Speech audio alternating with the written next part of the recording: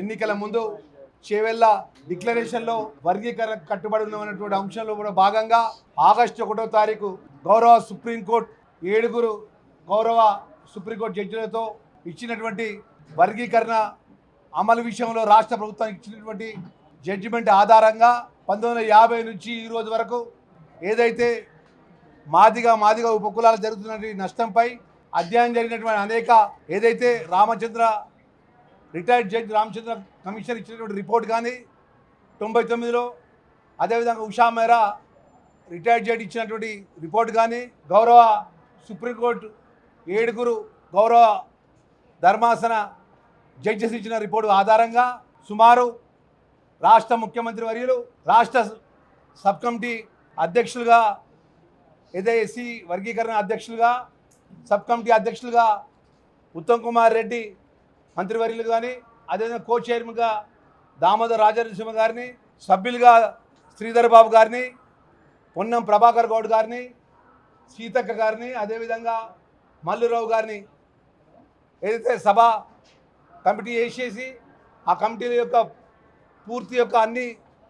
ప్రాంతాలకు సంబంధించిన ప్రజల యొక్క రిప్రజెంటేషన్ వర్గీకరణపై ఎస్సీ కేటగరైజేషన్పై అభిప్రాయం తీసుకొని దానిలో భాగంగా జస్టిస్ రిటైర్డ్ షమీం అఖ్తర్ యొక్క రిపోర్ట్ ప్రకారం ఆధారంగా ఈరోజు బిల్లు పెట్టడం జరిగింది. ఈ యొక్క బిల్లు గత 30-40 సంవత్సరాలు తెలంగాణ రాష్ట్రం ఉన్నటువంటి మాదిగా ఉపకులాలకు న్యాయం చేసే విధంగా గౌరవ ముఖ్యమంత్రి వర్యులు పెద్ద రేవంత్ రెడ్డి గారు అదేవిధంగా వారి మంత్రివర్గ సభ్యులు ముఖ్యంగా ఈ యొక్క పూర్తి యొక్క వర్గీకరణ విషయంలో నాయకత్వం వహించినటువంటి మా మంత్రివర్గ దామోదర్ రాజనరసింహ గారు, మా సహచర శాసనసభ్యులు పెద్దలు కమ్మపల్లి సత్యనారాయణ గారు, మా వీరేశం గారు, అదేవిధంగా సామ్యల్ గారు, లక్ష్మీకాంతారావు గారు, యాదయ్య గారు, మేమందరం కూడా మన పెద్ద ఎత్తున ఆ రోజు సుప్రీంకోర్టులో జరిగిన వాదనల విషయంలో కానీ అన్ని విషయాలు కలిసికట్టుగా గౌరవ ముఖ్యమంత్రి గారు ఏదైతే యావత్తు మాదిగ జాతి మర్చిపోని విధంగా ప్రతి ఒక్క కుటుంబ గుండెల్లో ఉండే విధంగా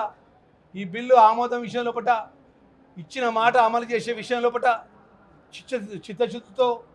ఏదైతే సభ మంత్రి కమిటీ కానీ ఏదైతే రిటైర్డ్ జడ్జి కమిషన్ కానీ రిపోర్ట్ కానీ ఇవన్నీ ఆధారంగా ఈరోజు బిల్లు పెట్టినందుకు మనస్ఫూర్తిగా మేము ముఖ్యమంత్రి గారికి ప్రభుత్వానికి మనస్ఫూర్తిగా ధన్యవాదాలు అభినందనలు తెలియజేస్తున్నాం.